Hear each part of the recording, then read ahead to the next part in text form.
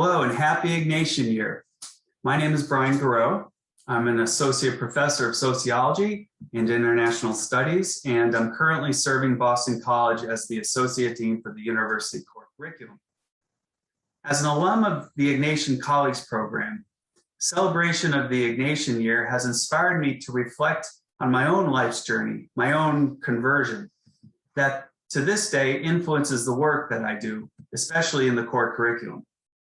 Through the Ignatian Colleagues Program, I learned a lot about the history of Jesuit education, and I feel that I have a deeper appreciation for how Boston College fits into that history in a distinctive way. But I also learned a great deal about the life of St. Ignatius of Loyola, his whole human life, not the life of a saint without any blemishes or pitfalls. And I learned about his conversion to care for all people rather than simply his own personal desires. It's this conversion and how I relate to it that I'd like to reflect on here. For much of my childhood and young adult life, I identified almost singularly as a soccer player.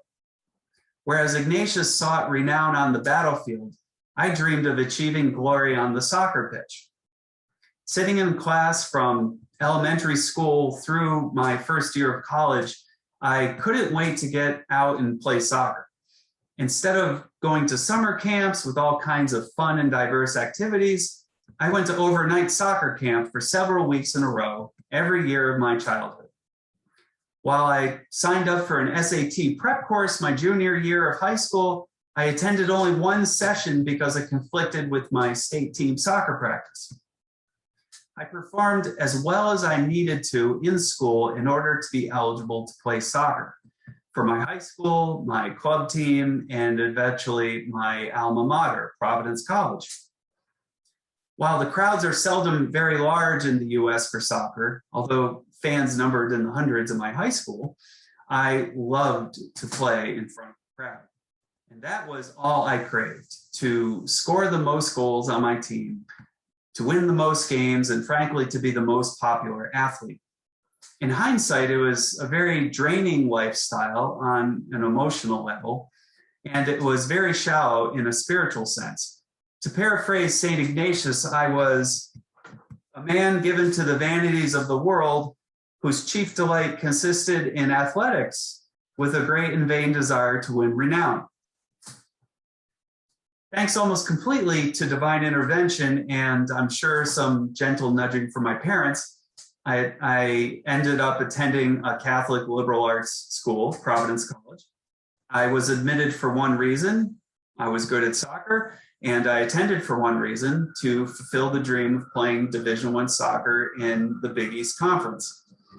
But it was through the liberal arts education that I received at PC that I learned that there was more to life and to who I am than soccer. In particular, I was exposed to the world through PC's core curriculum, that I began to understand that life as I had been living it was very incomplete. I took a whole range of courses that I was forced to take and that I knew very little about in philosophy, the arts, the sciences, and so on. As a Catholic, the content of theology courses was familiar to me, but I had never been in a setting where I needed to think about my religious beliefs in an intellectual way and alongside what I was learning from courses in other disciplines. In other words, combining faith and reason. I took courses that opened my eyes to the ways in which people were shaping the environment of the world, which completely blew my mind and set me on the path of becoming an environmental sociologist. In every sense, my world was turned upside down for the better due to my liberal arts education. I believe it made me a better person, and I'm certain my partner in life wouldn't have fallen in love with the person I was before my own cannonball moment. And I am no longer convinced that getting married on May 20th was a coincidence. None of the core courses I took were planned. I took them because of my alma mater's commitment to the liberal arts, to exposing students to disciplines in humanities and beyond.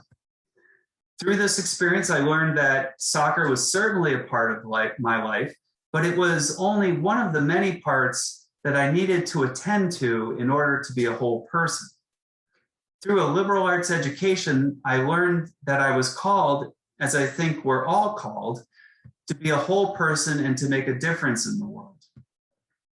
While I was educated at as an undergraduate at a Catholic Dominican college, my undergraduate education and the conversion I experienced is very much aligned with the Catholic Jesuit mission of Boston College and its hopes for the role our core curriculum might play in the lives of our students.